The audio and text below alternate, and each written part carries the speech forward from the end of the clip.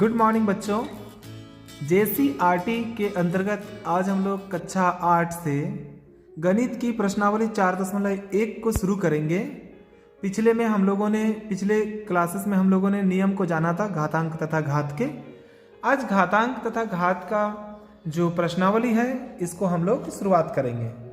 तो पहला प्रश्न है, मान ज्ञात कीजिए।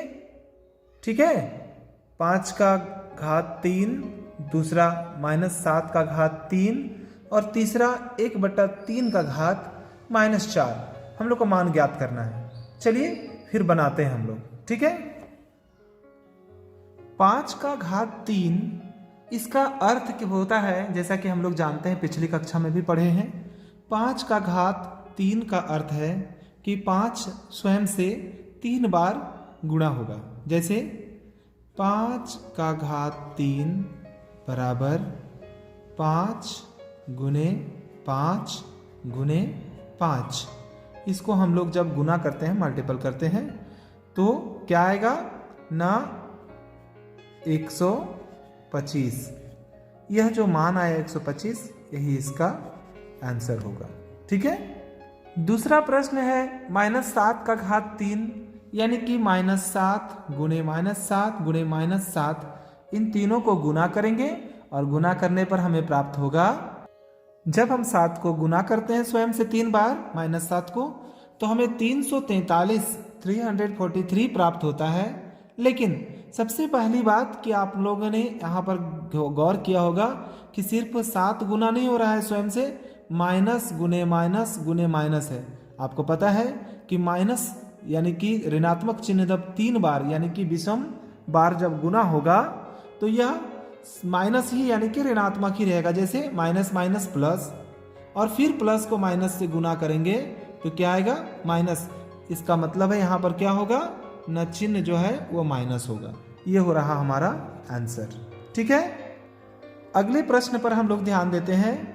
गौर कीजिएगा, तीसरा नंबर है 1/3 का होल पावर -4 यानी कि -4 है। ध्यान दीजिएगा, इस तरह के प्रश्न का हल हम लोगों ने किया है। नियम से क्या होगा कि 1/3 का घात -4 है। इसको सबसे पहले हमें बदलना है, इसके ऋणात्मक चिन्ह को। तो हम बदलेंगे कैसे, हम लोगों ने पता है हम लोगों को कि इसको व्युत्क्रम कर देना है।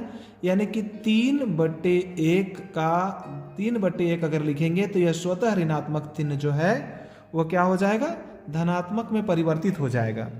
यानी कि अब हम इसका मान आराम से ज्ञात कर सकते हैं। 3/1 का घात 4 यानी कि 3/1 गुणे 3/1 गुणे 3/1 गुणे 3/1। आप गौर कीजिए, इसका हल आसानी से आप कर सकते हैं। 3 को 3 से फिर 3 से फिर 3 से मल्टीपल करना है, गुना करना है। 3 तिये 9, तिये 27, तिये 81 बाय 1। इसका मतलब है 1 तो गुना होगा तो 1 ही आएगा। इसका आंसर हो गया 81 यानी कि 81। ठीक है, इस तरह से हम इसको हल कर सकते हैं। अगला प्रश्न है बच्चों, निम्नलिखित को सरल करके उत्तर को धनात्मक घातांक के रूप में व्यक्त कीजिए। यानी कि घात का अंक जो है वो ऋणात्मक नहीं होना चाहिए, वो धनात्मक होना चाहिए। अतः अब हम लोग अगले प्रश्न का हल करते हैं। ठीक है, आप तैयार हो जाएं इसको हल करने के लिए। इसका पहला प्रश्न है 3 का घात -4 गुने 3 का घात -3, जिसको नियम से हम लोग हल करेंगे, घातांक के नियम से। दूसरा प्रश्न है 2 का पावर -7 भागा 2 का पावर -8 गुने 2 का पावर -2। तो हम लोग सबसे पहले प्रश्न को हल करते हैं। जैसा कि नियम आप जानते हैं, अगर x का पावर m गुने x का पावर अगर n रहे तो हम लोग क्या करते थे, x का घात m जोड़ n होता है। इसी नियम के सहारे हम लोग इस प्रश्न का हल करेंगे। बच्चों, घातांक के नियम से हम लोग इसको हल करते हैं। तो 3 का घात -4 गुने 3 का घात -3, इसको हम लोग क्या करेंगे न, 3 चूंकि आधार सेम है इसलिए आधार को एक ही जगह लिखा, और नियम के अनुसार हम लोगों ने -4 और -3 को जोड़ दिया, देखिए जोड़ का चिन्ह है।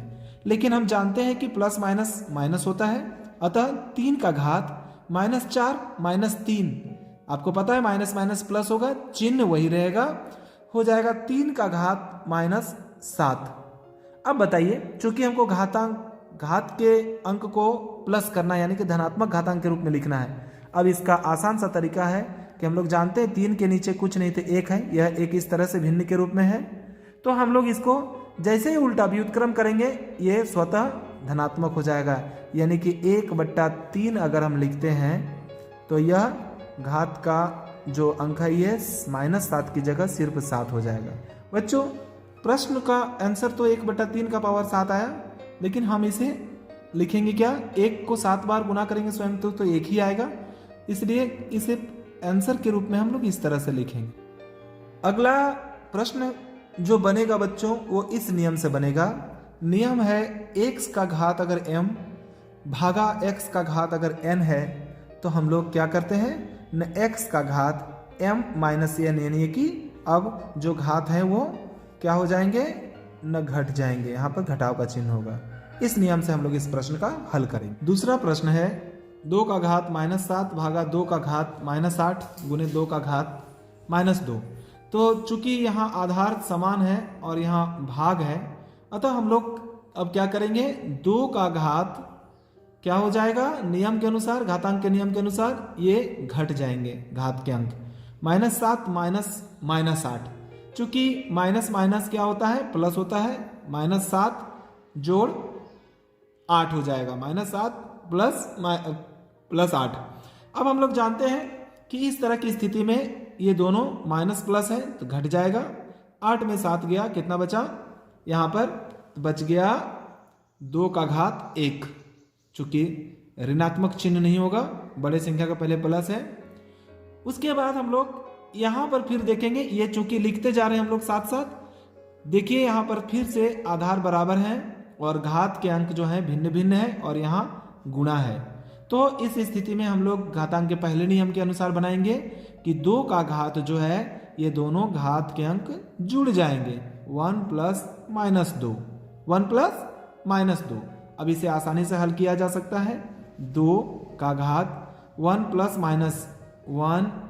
-2, इसके बाद आ जाएगा 2 का घात 2 में 1 गया 1, और चूंकि यहाँ ऋणात्मक है बड़े संख्या का पहले, ये माइनस, और हमको इसको धनात्मक चिन्ह में बदलना है, तो नियमतः हम जानते हैं कि क्या करना पड़ेगा, व्युत्क्रम, 2 का हम लोग व्युत्क्रम करेंगे, 2 का घात -1, अब